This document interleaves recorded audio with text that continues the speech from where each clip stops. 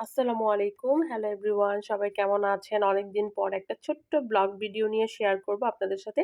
আজকে আমি বিকালের নাস্তাতে তৈরি করব কিছু সাব বার্গার। আর আমার কাছে কিন্তু এই ৩ টা মাংসের পিসই ছিল রেডি করা। তো এই ৩ টাকে আমি ১০ টা বার্গার রেডি করব ৩ টা মাংস দিয়ে। কিভাবে করি চলুন দেখে আসি। এই তো এখন আমি মাংসগুলোকে ভেজে নিলাম। ভেজে এগুলাকে একদম চিরি করে ছুটায় নিচ্ছিলাম। আর এইখানে বার্গারের ব্রেডগুলোও কিন্তু আমি কেটে নিয়েছি। বার্গারের ব্রেডগুলো অবশ্য আমি বাইরে থেকে নিয়ে এসেছিলাম। তারপর মাংসগুলা দেখেন একদম কাটার পর মাশাআল্লাহ এত সুন্দর দেখাচ্ছিল। একদম আর মনে হচ্ছিল এগুলো আমি একাই সবকিছু খেয়ে ফেলি। আসলে আমি অনেক মোটি, খাওয়াটাই স্বাভাবিক। যাই হোক দেখেন এখন এখানে আমরা বাঁধাকপি আর হচ্ছে গাজর একদম চিরি করে কেটে নিয়েছি। আর সাথে কিন্তু আমাদের স্পেশাল বার্গার সস। এটা কিন্তু খুবই মজাদার। এই সসটা আমি আপনাদের সাথে অবশ্যই শেয়ার করব। আর এই সসটা কিন্তু আমরা একদম সিদ্ধ ডিম দিয়ে তৈরি করেছি। আপনারাও চেষ্টা করবেন সিদ্ধ ডিম দিয়ে।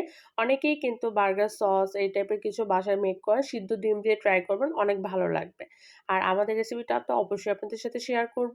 তো এইখানে আমরা কিন্তু একটু বেশি করে ভেজিটেবল দিয়ে নিচ্ছি। আসলে এমনি তো আর ভেজিটেবল খাওয়া হয় না, তাই ট্রাই করেছি এভাবে একটু বেশি করে দিয়ে দেওয়ার জন্য। সাথে একটু টমেটো সস দিয়ে দিয়েছি, কারণ আমার তখন টমেটো সস ছিল না। আমি বার্গার সসেজই ইউজ করব। তারপর আমরা একদম সুন্দর করে সাব মেশিনে এগুলাকে দিয়ে দিলাম সাব স্যান্ডউইচ হওয়ার জন্য। আসলে কি না করেছি দেখেন, সবকিছুই কিন্তু বাইরের স্টাইলেই করার চেষ্টা করি। আসলে ঘরে বসে রেস্টুরেন্টের ভাইবস নিচ্ছি আরকি।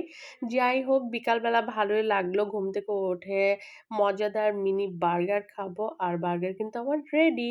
এই তো সবাই দেখুন আমার বার্গারগুলা কত সুন্দর হয়েছে। সবাই ভালো থাকবেন আর আমাদের ভিডিওগুলো লাইক, কমেন্টস, শেয়ার করবেন।